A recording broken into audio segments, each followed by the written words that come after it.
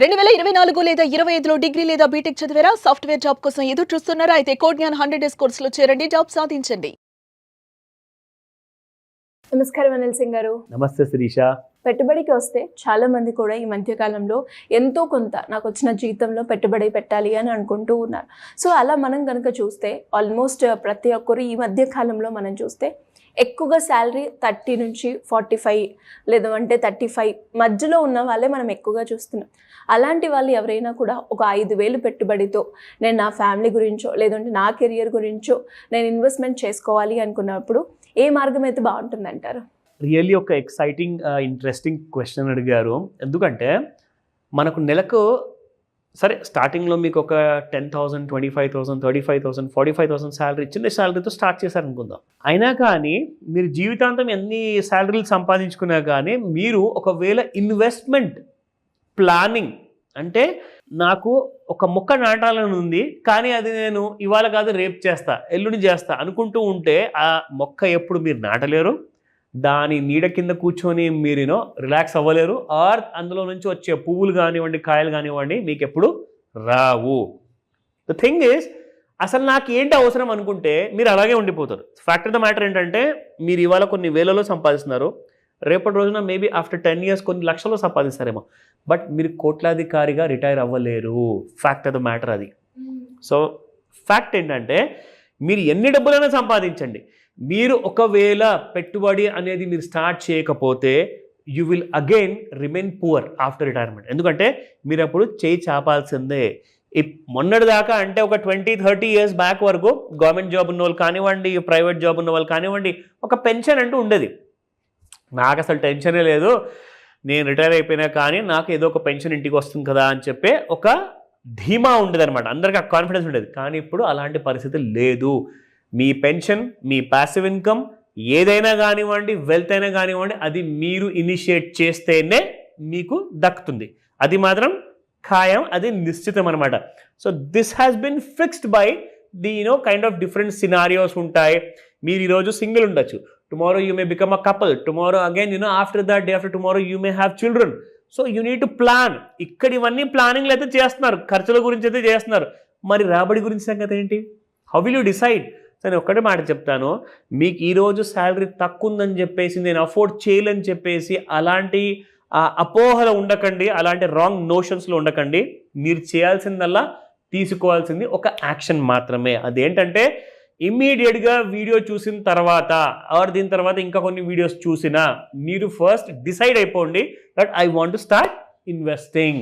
ఎందుకు అంటే రేపటి రోజున మీకు ఏదైనా హెల్త్ ప్రాబ్లం వస్తే హెల్త్ ఇన్సూరెన్స్ ఉంది, ఒకవేళ సంపాదించేవాడు ఇంట్లో లేరు, యాక్సిడెంట్లో చనిపోయారు అంటే టర్మ్ ఇన్సూరెన్స్ ఉంది. బట్ ఒకవేళ మీరు ఈ రెండు కూడా చేయకుండా అలాగే లైఫ్ బ్రతికేస్తున్నారు, మూడోది అందరికంటే టాప్ ఇంపార్టెంట్ విషయం ఏంటంటే పెట్టుబడి విషయంలో మీరు పట్టించుకోవట్లేదంటే మీ ఫ్యామిలీకి ఎవరు చూసుకుంటారు మీరు లేనప్పుడు? Is that the right answer? I believe so అందరికీ అర్థమై ఉంటుంది ఈ పాయింట్. అయితే మీరేదో ఒక ₹1 కోటి సంపాదించాలి, మనం ఒక చిన్న మంచి కైండ్ ఆఫ్ ఒక కోటీశ్వరుడు అవ్వాలి అనుకుంటే అలాంటి సమయంలో మీరు ఎంత పెట్టుబడి పెట్టాలి? సింపుల్గా నేను చెప్తున్నాను. రీసెంట్గా ఒక ఆర్టికల్ వచ్చింది, దీనికి నేను రెఫరెన్స్ తీసుకొని ఒక ఇంపార్టెంట్ విషయం చెప్పబోతున్నాను, జాగ్రత్తగా చూడండి. ఎందుకంటే 15,000 రూపీస్తో పెట్టుబడి పెడితే ప్రతి నెల 10 సంవత్సరాల వరకు మీకు 73 లక్షలు వచ్చాయి. ఇది ఒక ఫండ్లో, మ్యూచువల్ ఫండ్లో అని చెప్పేసి ఇక్కడ న్యూస్లో చెప్పడం జరిగింది. మీరు 15,000 పెట్టారు, 10 సంవత్సరాలు ప్రతి నెల పెట్టారు, అలాగే పెట్టుకుంటూ వెళ్ళారు, కానీ మీకు వచ్చింది 73 లక్షలే. అంటే ఎంత రిటర్న్ వచ్చినట్టు తెలుసా? మీరు పెట్టిన పెట్టుబడికి అది కూడా చెప్తా, 27% మీకు వచ్చినట్టు.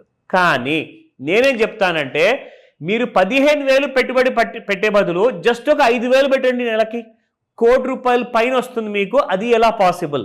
ఆ లెక్క కూడా మీకు చూపిస్తాను. ఎక్కడ ఏ మ్యూచువల్ ఫండ్ సెలెక్ట్ చేసుకోవాలి అది కూడా మీకు ఐడియా వస్తుంది. Watch this. సో ఇక్కడ చూసుకుంటే top 4 small cap mutual funds with highest kind of SIP returns in 10 years, 15,000 SIP investment in number 1 fund has jumped to 73 lakhs. అంటే మీ రాబడి 73 లక్షలు ఎన్ని సంవత్సరాల తర్వాత అది ఇక్కడ మీకు చూపిస్తా. సో మీరు ఒకవేళ 15,000 రూపాయలు పెట్టుబడి పెట్టారనుకోండి అదే ఫండ్లో, ఆ న్యూస్ ఏదైతే చెప్పాను ఇందాక అందులో మీరు పెట్టారు, సో మీకు 27% వరకు ప్రతి సంవత్సరం రిటర్న్ వస్తేనే 10 సంవత్సరాల తర్వాత మీకు వచ్చేది 73 లక్షలు లేదా 75 లక్షలు అనుకోండి అప్రాక్సిమేట్గా. సో 75 lakhs అప్రాక్సిమేట్గా మీకు ప్రాఫిట్ రావాలి అనుకుంటే మీ ఫండ్ మీకు కనీసం కన్సిస్టెంట్గా 27% ఖచ్చితంగా ఇవ్వాల్సిందే. ఇవ్వకపోతే ఏంటి మరి? రావా? సింపుల్ ఆన్సర్, రావు. కానీ మనకు తక్కువ రిటర్న్స్ వచ్చిన దీనికంటే లెస్ దెన్ హాఫ్ 27%కి మీరు హాఫ్ చేసుకుంటే ఇట్స్ సమ్వేర్ అరౌండ్ 13.5. నేను 12%తో లెక్క తీసుకున్నాను. సో 12%తో మీరు ఒకవేళ నేను చెప్పినట్టుగా మీరు పెట్టుబడి పెడితే 5,000 రూపాయలు ప్రతి నెలకి, 15,000 అవసరం లేదండి, 5,000 రూపీస్ పర్ మంత్. మీరు దాన్ని 50%తో పర్ యానం పెంచుకుంటూ వెళ్ళండి. ఫర్ 10 years వరకు మీకు వచ్చే రాబడి 12% మాత్రమే. ఇప్పుడు మీకు రిటర్న్ వచ్చింది 1 కోటి రూపాయల పైన, అదనంగా మీకు 11 లక్షలు కూడా వస్తున్నాయి. So 1,11 lakhs is your return after 10 years with only investment of 5,000 rupees. నా ఒకవేళ ఇంకొక ఐడియా మీకు చెప్తాను ఇక్కడ.